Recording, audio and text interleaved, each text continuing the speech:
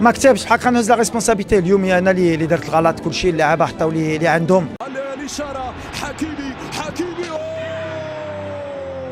سلاسل الرحلة ديال المنتخب الوطني المغربي في كأس افريقيا من بعد واحد الاقصاء اللي كان مخيب الامال وصعب، حيت كانت عندنا واحد التوقعات اللي هي مرتفعه لهذا الجيل هذا. في الطريقه اللي تقسينا بها كانت قاصحه، حيت بزاف المراحل ديال الماتش كنا نقدروا نحسموها. ضيعنا بزاف ديال الكواري وبزاف البيوت هذا المرمى. حتى البيت اللي ماركاتو جنوب افريقيا كنا نقدروا نتفاداوه وغندويو على اللقطه والتفاصيل. حتى البيت الثاني بسبب خطا من سفيان امراو، خصوصا حتى البيلانتي اللي جانا في الدقيقه الاخيره من الماتش وضيعناه. فكان باين بان عندنا عقم في المركز ديال الهجوم هذه البطوله هذه، وكنا جايين هذه البطوله حنايا رابع العالم. كانوا عندنا معنويات اللي هي مرتفعه، كنا عارفين بان المنتخب القليله غادي يوصل نصف النهائي. في هذا الفيديو غندويو على الاسباب ديال الخساره ديال المنتخب المغربي، ويلا نبداو الفيديو. الماتش كما شفتوا نتوما كلشي تفرج فيه، كلشي كان عارف بان حنا اللي كنا مزيانين فيه ولاعبين مزيان، ولكن بزاف المحاولات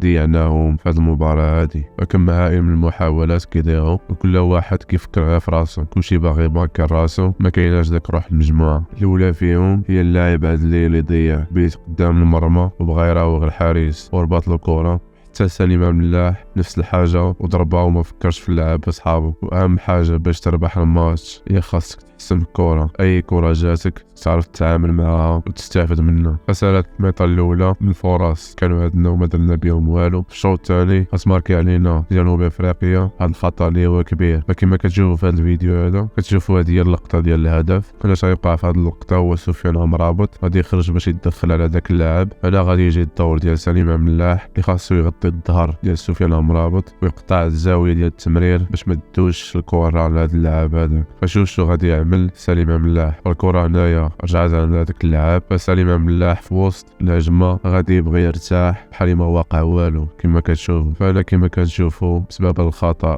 فتحات له الزاوية ديال التمرير، فهنا كان كيضطر نايف اكرد باش يخرج باش يغطي على داك اللاعب. فهنا كيجي الدور ديال سايس اللي دار واحد الخطأ تكتيكي وبغى يصيد داك اللاعب في اورجو، ولكن هنايا الامر عاوتاني اللي كان خطأ. كنشوفوا هنايا نوسام المزراوي غادي يكسر المصيات ديال التسلل، ما تبعش الحركة ديال غانم سايس حيت كان خاصو يدير ردة الفعل مع غانم سايس، ولكن بما انه لاعب كيفتقد الجايزية فما كانش لاعب الهجوم اورجو وماركا البيت الاول. مورا هذا البيت هذا حنا كنحاولوا باش نرجعوا ونجيبوا البيت ديال التعادل فين جنوب افريقيا رجعت اللور ولعبات لك الدفاع كامل. والرغم بزاف المحاولات وتصديع بزاف الفرص بفضل التغييرات ودخول ايوب الكعبي قدرنا باش نصيدوا ضربة جزاء دقيقة 82. فكنت متأكد بان الا كنا ماركين عندك بينالتي كنا غادي ندوزو في ذاك الماتش. كما قلت لك جا بيلانتي شكون اللي غادي يتقدم لي غير باش يتيريه؟ اشرف حكيمي. فكان واحد القرار اللي هو غريب اللي يكون هو المنفذ ديال ضربات الجزاء، وتحديدا في هذه ضربه الجزاء اللي كانت في اخر دقائق وكانت مهمه بزاف، حيث اخر ضربه جزاء كانت عند المنتخب المغربي كان ضد منتخب تنزانيا في تصفيات كاس افريقيا ونفذها حكيمي وضيعها في نفس الطريقه. فاكيد ذاك ضربه الجزاء اللي ضيعها ضد تنزانيا غتكون اثرت عليه دينيا فجا باغي يسدد، بالعلم بان كانوا عندنا جوج لاعبين اللي كيضربوا البيلانتيات مزيان، حارس وايوب الكعبي. فجوج لاعب هادو هما اللي كينفذوا ضربات الجزاء مع فرقتهم، بينما حكيمي ما كينفذهاش مع باريس سان جيرمان. كنشوفوا عاوتاني بعض اللاعبين ما كيقدروش تيجريو بحال سليم ملاح اللي بزاف ديال علامات استفهام تطرحوا ضد هاد اللاعب هذا. المهم في اخر الدقائق تلقينا هدف من ضربة خطأ، بالتالي سالت المباراة بالخسارة المنتخب المغربي باقصاء بجوج-0. فنفس السيناريوهات كل مرة كيتعاودوا،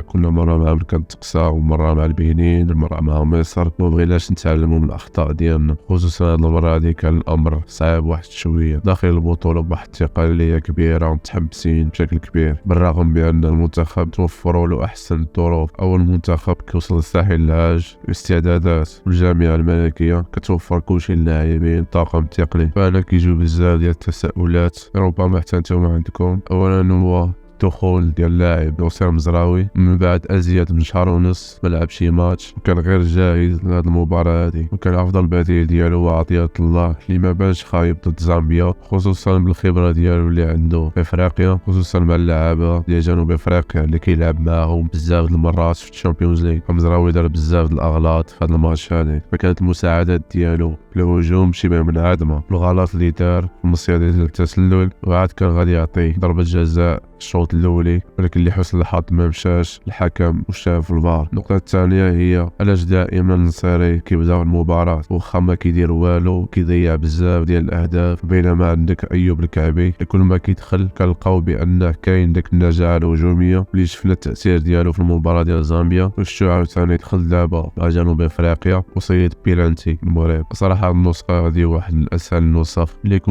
كنا غنديروا شي حاجه وتقدروا نديوها، فنفس النتائج كيتكرروا من 2017. فنتمنى انه يكون خير، نتمنى ان كاس افريقيا ديال العام الجاي اللي غتنظم في المغرب ناخذوها، نتمنى اننا نساو كاس العالم شويه ونفكروا بان هذه كاس افريقيا، واللعابه اللي ما خصهمش يكونوا في المنتخب ما يجيوش. فهادشي اللي كان في هذا الفيديو هذا. الى عجبك الفيديو ما تنساش دير واحد لايك، تابعونا في لاشين، تهلاو.